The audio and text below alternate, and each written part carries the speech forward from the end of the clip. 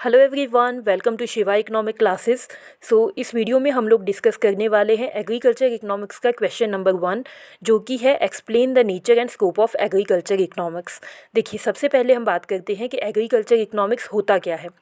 Agriculture economics आपके पास होता है एक ऐसी ब्रांच ऑफ इकोनॉमिक्स जिसमें हम इकोनॉमिक्स के जनरल प्रिंसिपल्स को यूज़ करते हैं एग्रीकल्चर इंडस्ट्री में। कहने का मतलब ये है कि जब हम एग्रीकल्चर के ऊपर जो है जनरल प्रिंसिपल्स ऑफ इकोनॉमिक्स का इस्तेमाल करते हैं तो उसे हम एग्रीकल्चर इकोनॉमिक्स कहते हैं। ठीक है, देखिए, agriculture economics is the branch of economics in which the general principles and methods of economics are applied to the agriculture industry.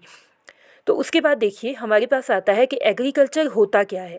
Agriculture हमारे पास दो वर्ड से मिलके बना है, एगर एंड कल्चरा। ये दोनों ही वर्ड आपके पास जो है लैटिन वर्ड्स हैं, लैटिन लैंग्वेज से आपके पास लिए गए हैं, जिसका मतलब एक का मतलब होता है फील्ड या सॉइल एंड दूसरे का कल्चरा का मतलब होता है आपके पास कल्टीवेशन। ठीक है, तो कहने का मतलब ओवरऑल ये हुआ कि जब भी हम सॉइल पर किसी चीज़ की कल्टीवेशन करते हैं तो उसे हम एग्रीकल्चर कहते हैं।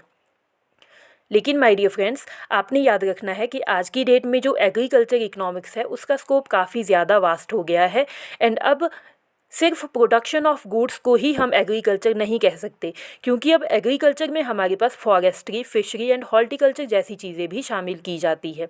इसीलिए हम कह सकते हैं कि आज की डेट में जो एग्रीकल्चर है उसका स्कोप काफ़ी ज़्यादा वास्ट हो चुका है।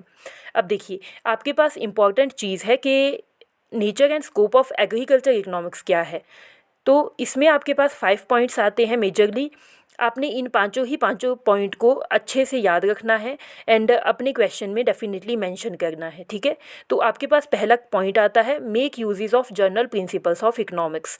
मतलब कि इसमें हम अर्थशास्त्र के जो सामान्य नियम होते हैं उसका अध्ययन करते हैं या फिर उसका उपयोग करते हैं। ठीक है, जैसे कि मैं आपको एक एग्जाम्पल देती हूँ कि हम देखते हैं लॉ ऑफ डिमिनिशिंग रिटर्न्स।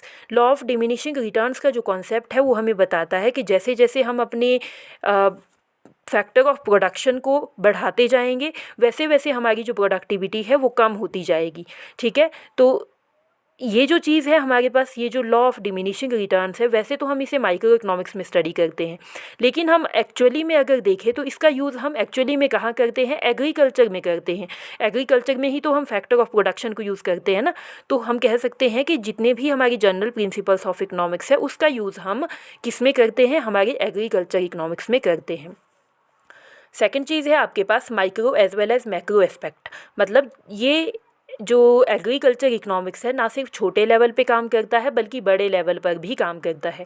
देखिए, माइक्रो का मतलब होता है कि जब हम सिर्फ एक पर्टिकुलर किसी एक इंडिविजुअल फर्म की बात करते हैं तो उसे हम माइक्रो लेवल पे ले लेते हैं, लेकिन जब हम इंडस्ट्री एज अ होल की बात करते हैं, कंट्री एज अ होल की बात करते हैं, बहुत सारी फर्म्स की बात करते हैं, तो उसे हम कहते हैं macro level of agriculture economics. ठीक है, तो देखिए, उसके बाद आता है आपके पास science as well as an art. कि एग्रीकल्चर इकोनॉमिक्स आपके पास साइंस भी है और आर्ट भी है। देखिए, साइंस का मतलब होता है आपके पास जहां आप कॉज एंड इफेक्ट रिलेशनशिप की बात करते हो बिटवीन टू वेरिएबल्स। ओके, तो देखिए, अभी मैंने आपको एग्जांपल दिया था लॉ ऑफ डिमिनिशिंग रिटर्न्स का, जिसमें हमारे पास कॉज क्या था। कॉज वहाँ हमारे पास था कि हमारे जो फैक्टर ऑफ प्रोडक्शन है वो इंक्रीज़ होंगे। जैसे जैसे फैक्टर ऑफ प्रोडक्शन हमारे इंक्रीज़ होंगे वैसे वैसे हमारी प्रोडक्टिविटी कम होगी। तो कॉज क्या है यहाँ, कॉज है हमारे पास फैक्टर ऑफ प्रोडक्शन का इंक्रीज़ होना एंड उसका इफेक्ट क्या पड़ा, इफेक्ट पड़ा हमारी प्रोडक्टिविटी कम हो गई।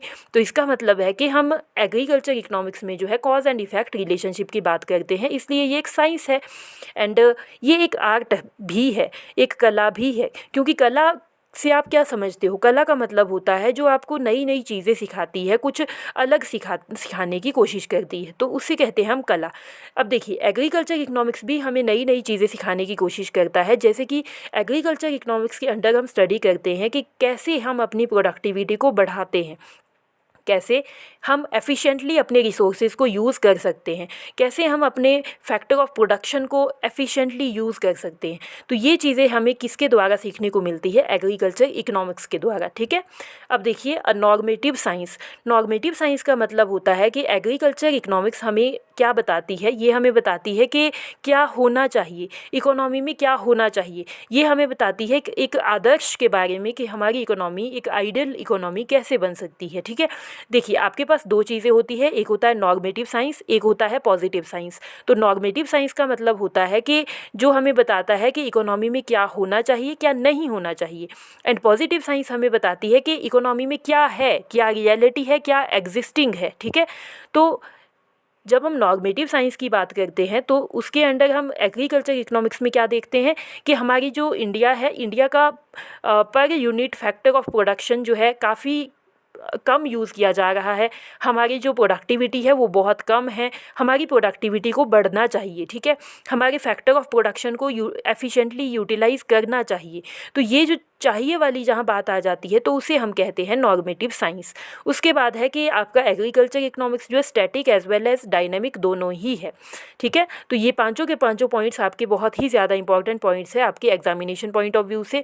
एंड ये पांचों ही पॉइंट्स आपने अपने एग्ज़ाम में डेफिनेटली मेंशन करने हैं। तो आज की वीडियो में बस इतना ही, मिलते हैं अपनी नेक्स्ट वीडियो में। एंड यस, एक बात आपने याद रखनी है कि आपकी एग्जामिनेशन फॉर्म अब ओपन हो चुके हैं एंड 24 नवंबर आपकी एग्जामिनेशन फॉर्म फिलिंग की लास्ट डेट है। तो आप प्लीज़ अपने एमए के एग्ज़ामिनेशन फॉर्म को फिल कीजिए एंड दिसंबर में आपके एग्ज़ामिनेशन हो जाएंगे।